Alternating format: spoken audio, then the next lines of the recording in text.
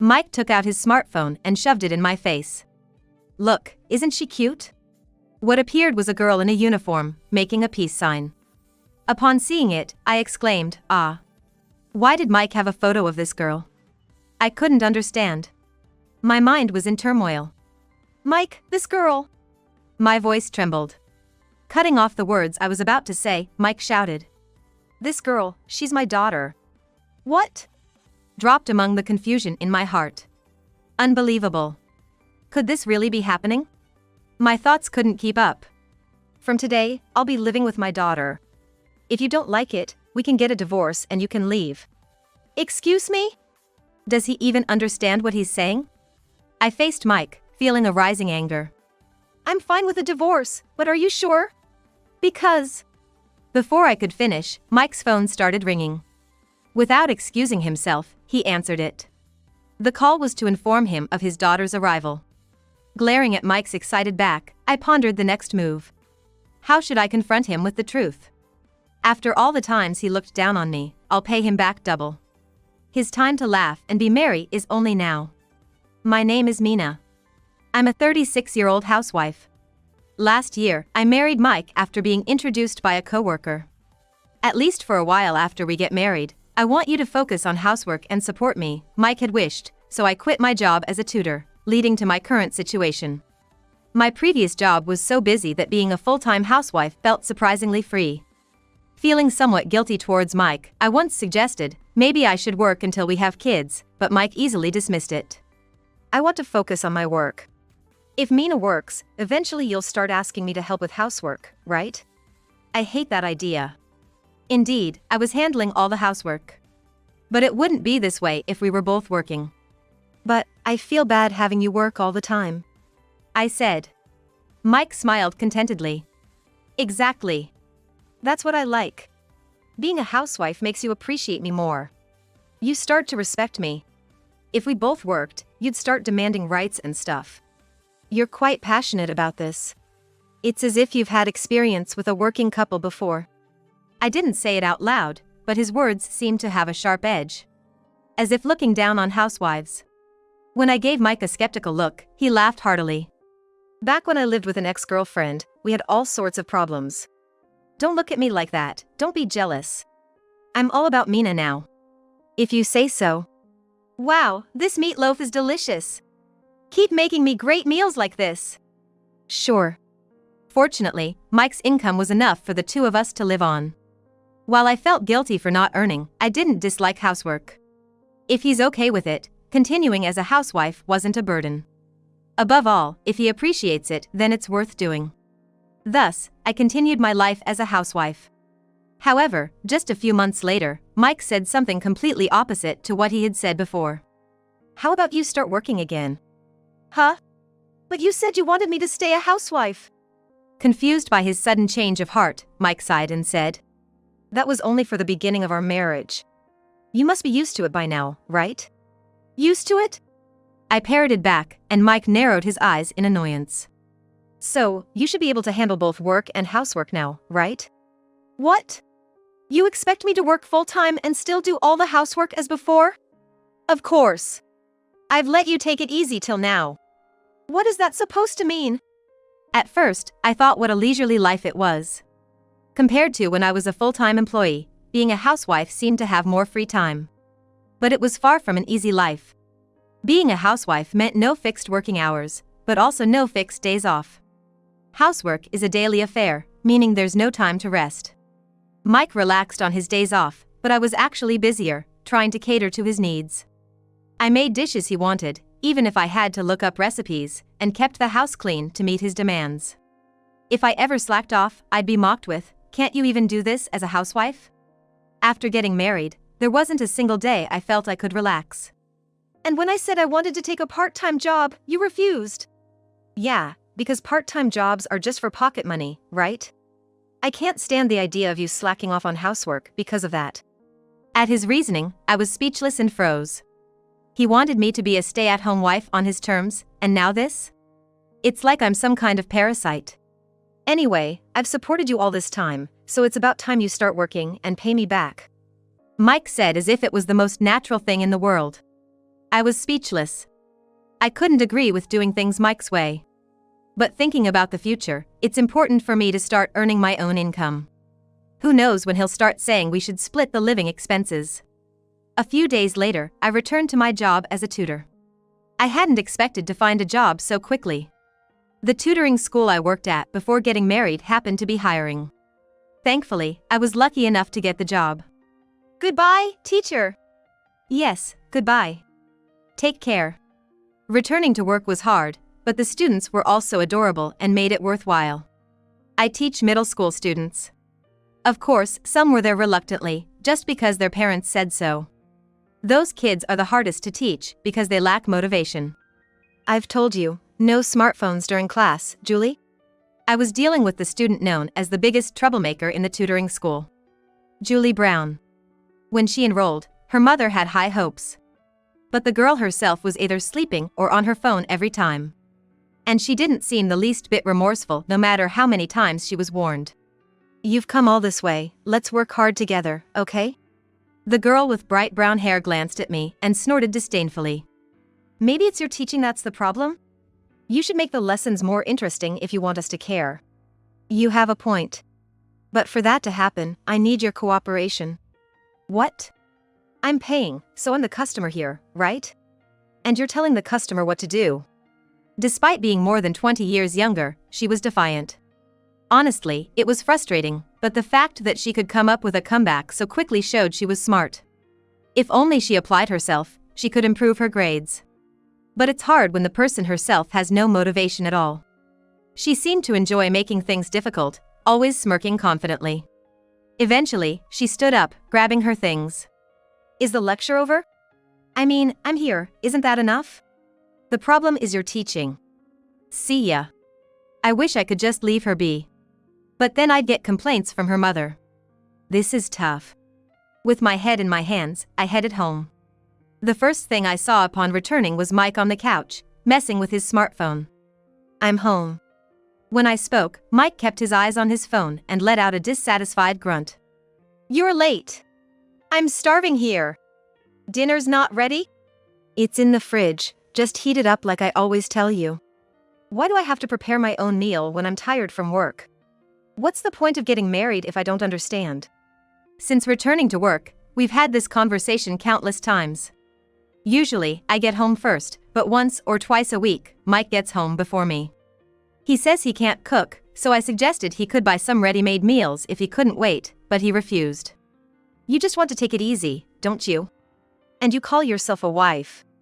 You were so diligent during our honeymoon phase. It's amazing how things change in just a few months. You're the one who changed first. Moving from a stay-at-home wife to full-time meant we should have shared the chores. Yet, refusing that left me with two choices: cut corners or overextend myself. For some reason, Mike couldn't stand me cutting corners. So, I had no choice but to overextend. I'd prepare dinner early in the morning, store it in the fridge, and quickly reheat it upon returning home. It felt like I was living like a slave, too drained to even argue. I don't even know why I didn't divorce him then. I guess part of me considered it when I decided to go back to full-time work. But without a clear trigger, I couldn't bring myself to do it. Then, one day, something happened that pushed me over the edge. Mike came home drunk. At least change into your pajamas first. Huh? You're so picky. That's why you're not good enough for me. What? He collapsed onto the bed in his suit, snoring away with his smartphone in hand. I can't just leave him like this, I thought, trying to move his phone away. That's when a message popped up on the screen. My eyes widened in shock. What's this? Had a great time today. We should have a sleepover again soon. The message was from someone named Cindy, likely a woman. From the message, it was clear he'd been drinking with this Cindy today. A sleepover, huh? Mentioning again implied this wasn't their first. It was too soon to jump to conclusions, but it was enough to suspect infidelity. If Mike was cheating, I couldn't let it slide. I'd divorce him. Unfortunately, his phone was locked, so I couldn't gather more evidence right then. The next day, I immediately hired a private investigator. It was expensive and they warned me they might not find anything. But within days, they presented clear evidence. Mike had been leaving his Wednesday night. drinking sessions with coworkers early to meet a woman. And they'd go to a hotel together. After all the times he treated me like a slave, to think he was also cheating. The moment I realized Mike had betrayed me, I was filled with rage more than shock or sadness. I can't forgive this. I was determined not to let him get away with it. I wanted to confront him with the divorce papers immediately, but I waited until I had all my ducks in a row. After gathering enough evidence for divorce, I just needed to find the right moment. Meanwhile, I kept up with the minimal housework, biding my time. "You seem to be in a good mood lately, Mina," Mike commented one morning when we both had the day off. After breakfast, as I was doing the dishes, he lounged on the sofa and spoke up. "Do you think so?" I replied non-committally, and he nodded. "Yeah, you haven't been nagging about ready meals or bossing me around. Good for you." He seemed to think he was praising me. Looking for my reaction. Did he really think I'd be pleased? I felt no pride in being praised like this. Was he referring to when I asked him to take care of himself as bossing him around? Cheating on me and then acting so condescending? Or maybe I'm at fault for being looked down upon like this. A sense of unease spread through me. Mike, grinning, stood next to me as I was doing the dishes. "If you can handle this much, Mina, then you'll be fine." "Fine with what?" "Be happy. Our family is getting bigger." "What?" I stopped washing the dishes and tilted my head, confused. I had no idea what he was talking about. Mike, a man, couldn't possibly be pregnant, could he? He took out his smartphone and thrust it in my face. "Look, isn't she cute?" What appeared was a girl in a uniform, making a peace sign. I exclaimed in surprise upon seeing it. Why did Mike have a photo of this girl? I couldn't understand. My mind was in turmoil. "Mike, this girl." My voice trembled. Interrupting what I was about to say, Mike shouted. "This girl, she's my daughter." "What?" It felt like a bomb had been dropped in the midst of my confusion. I almost screamed out loud and covered my mouth with my hand in shock. Unbelievable. Could this really be happening? My thoughts couldn't keep up. A few seconds later, I managed to squeeze out some words and softly asked Mike. "This girl is your daughter? But you said you've never been married." Before we got married, we had thoroughly checked each other's family backgrounds. Mike had no record of a previous marriage. Mike smiled proudly in response to my agitation. "I lived with her mother but never married. Kind of like a secret child, huh? Like a celebrity, right?" Despite it being nothing to brag about, Mike told me with an air of superiority. He continued with another unbelievable statement. "She's moving in with us starting today. If you don't like it, we can get a divorce and you can leave." "What?" I was flabbergasted and frowned. Does he even understand what he's saying?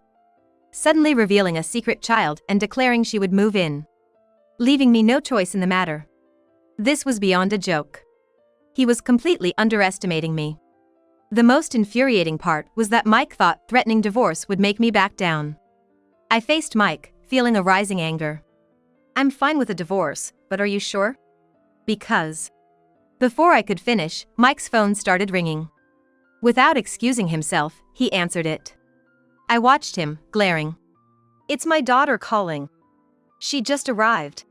"What did you say?" "Don't look so scared. Come on, let's go and welcome her at the door." I reluctantly followed an excited Mike to the door.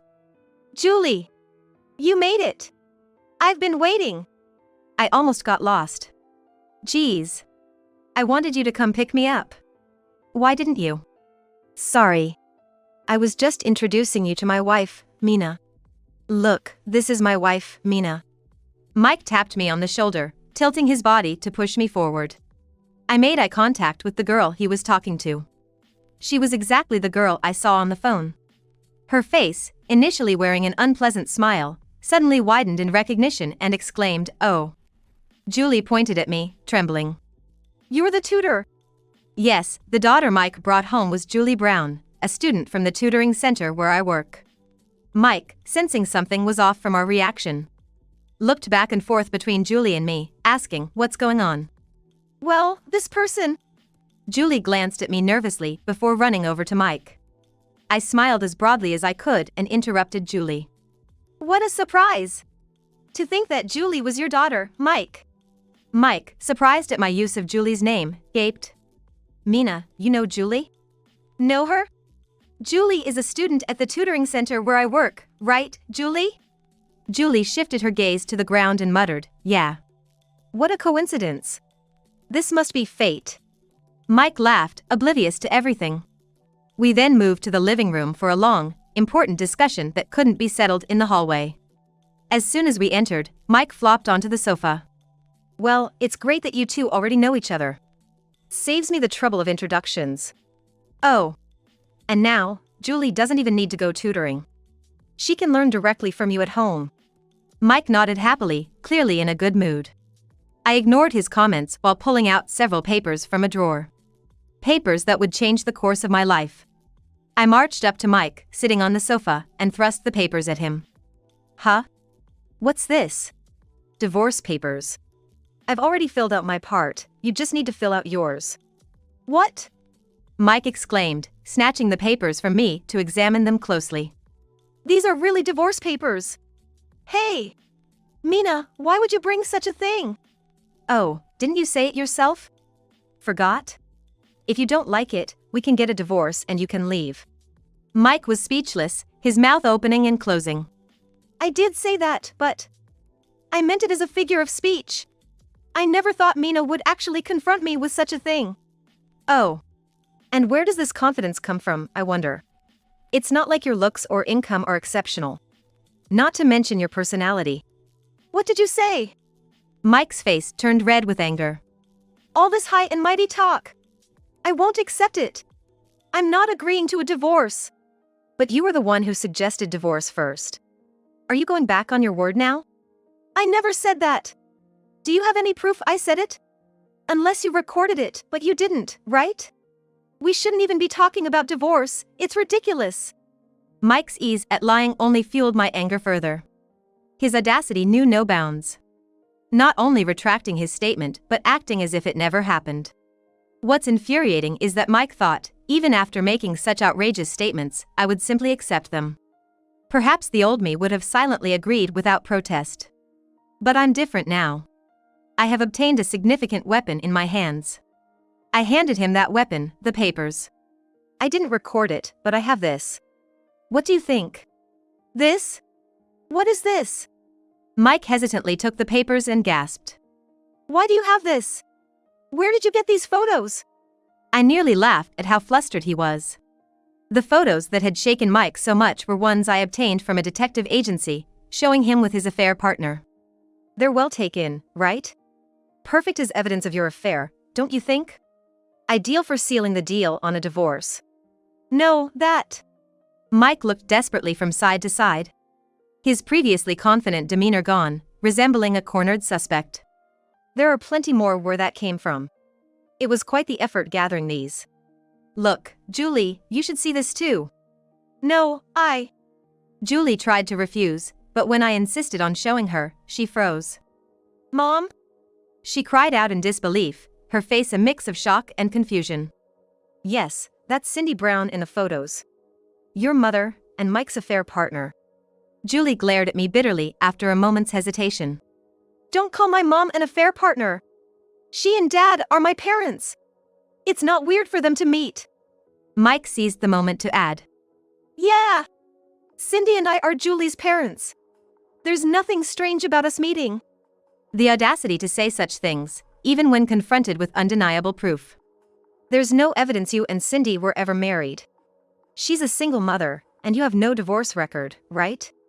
Besides, even if you were ex-spouses, sneaking off to hotels without telling your current wife is wrong. Mike and Julie faltered for a moment but quickly regained their composure. Proof? A DNA test would clear everything up. The hotel was just because we had nowhere else to meet. Mike stammered. The ease with which he spun lies was astonishing. Had he been lying like this throughout our marriage, betraying me without a shred of guilt? The thought was both pathetic and infuriating. The only consolation was realizing the truth. The idea of spending the rest of my life with Mike sent shivers down my spine. Well, Cindy had no intention of getting back with you, did she? Huh? How would you know that, Mina? Because. I glanced at Julie, who remained silent. Julie's gaze awkwardly shifted away as it met mine. Julie told me once at the tutoring center. Cindy has a man she plans to marry soon. And for the wedding fund, Julie was going to get money from her father. What? Mike looked back and forth between me and Julie. No, that can't be true, right, Julie? Cindy remarrying? And trying to take money from me, that's just cruel, right? Well. Julie mumbled something, clearly finding it hard to speak. Seeing this, Mike became furious. Is that true? That bastard Cindy. No wonder it was odd she suddenly wanted to leave Julie with me for a bit. Just dumping her daughter on me because she's a nuisance for her remarriage? It's not like that, Dad. Mom wouldn't. How is it not like that? It's exactly like that, isn't it? That woman, thinking she could just leave her daughter with me for a few months and get a large sum of money in return, promising to thank me, what nonsense. Mike muttered resentfully to himself. Convinced he was the victim. Enough with his tragic hero act. Besides, I don't have time for this farce. What Cindy plans doesn't matter to me. The problem is, Mike, you had an affair. That's it. I want a divorce and alimony. Please sign the divorce papers quickly. Wait, Mina. I was deceived too. I never imagined it would come to this. Mike pleaded, reaching out to me, but I swiftly brushed his hand aside. Disgusting. How much more can he underestimate people? Does he really think such excuses will work? You weren't deceived. You gave in to your desires and had an affair with Cindy. Then, blinded by money, you took Julie in. That's the truth, isn't it? Even if that's the truth, it was under different pretenses. I was deceived. It's pointless arguing. He can't even admit to his own actions. This man is beyond help. I can't deal with this. You three can discuss this among yourselves. It has nothing to do with me, and frankly, I couldn't care less. If you won't sign the divorce papers now, we'll have to discuss it later with a lawyer. I had already prepared for the divorce, packing only what I needed into one carry-on suitcase. Being a housewife, I wasn't allowed to spend money freely, so the things I truly valued were surprisingly few. I grabbed my suitcase and car keys, quickening my pace towards the door. Hey! Wait, Mina! We're not done talking. Are you just going to abandon me like this? Mike staggered after me, his self-centeredness on full display. He had always only thought about himself. Telling me to be a housewife because he didn't want to do housework. Then telling me to work because he begrudged the money. It's laughable that I ever listened to him. Hey! Mina! Just listen to me a little longer. I still have things to say. I've said all I need to. I have so much resentment towards you that I couldn't possibly express it all in the time we have, so I'll condense it all and consult a lawyer. But what about the housework if you're gone? Julie is here starting today, and I've already bought a car expecting your salary. Where's the money going to come from? His disappointment is astounding, even now. You can do the housework yourself. Work it out with Julie. And don't rely on others for money. It's your responsibility for buying a car without consulting me. Don't dump it all on me. But I had never been able to firmly retaliate against Mike like this before. But once I did, it was easy. Seeing a grown man tear up and slump was both pitiful and comical. Julie peered out from behind Mike, tentatively. Mina, please, think it over calmly. You're just upset now. You'll regret it later. Julie's forced smile was new to me. She must have realized her situation was dire. Her mother was caught up in a new romance and couldn't be relied on. Her father was incapable of housework and burdened with car loans and upcoming other payments. It makes sense she'd try to convince me to stay. It's the first time you've called me. You never even looked up from your phone during classes, much less made eye contact.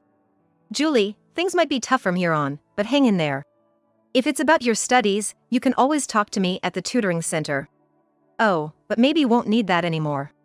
You never seem to have the motivation, and tutoring fees can be quite expensive. Mike might not even be able to afford tutoring fees anymore. Julie's face was filled with despair. Wait! Please! Well, take care then. I said, shaking off the pleading voice and getting into my car. After that, Mike and I got divorced. Mike begged for reconciliation, claiming he would change, that he would be reborn. But how could I possibly believe that now? If you keep this up, I'll take the evidence of your affair and storm into your workplace. Despite appearances, Mike was very concerned about what others thought. Being known as a cheater who drove his wife away was the last thing he wanted. As expected, Mike accepted the affair. Life after the divorce seemed to be quite hard for him. Julie apparently couldn't do any household chores either, resulting in meals made entirely of pre-packaged foods. They pushed cleaning and laundry onto each other, turning their home into a mess. The sink was overflowing with dishes, and the garbage disposal was clogged. I'll pay, so could you help out? He begged, but who would willingly go back to that? Why don't you use that money to hire a professional? I suggested it kindly. Sure enough, Julie quit the tutoring center. It's a pity if she had been serious about her studies, but with her attitude, it was a waste of money anyway. I continue to work as a tutoring teacher. I have honest students and those with a bit of trouble. Yet, none are as problematic as Julie, making my job much less stressful lately. What I've learned is that when children have issues, often their parents do too. As a seasoned teacher who deals with both students and their parents, this has been a valuable lesson. If I ever remarry and become someone's parent, I hope to help my child become a respectable adult. At least, I vow not to end up like that family.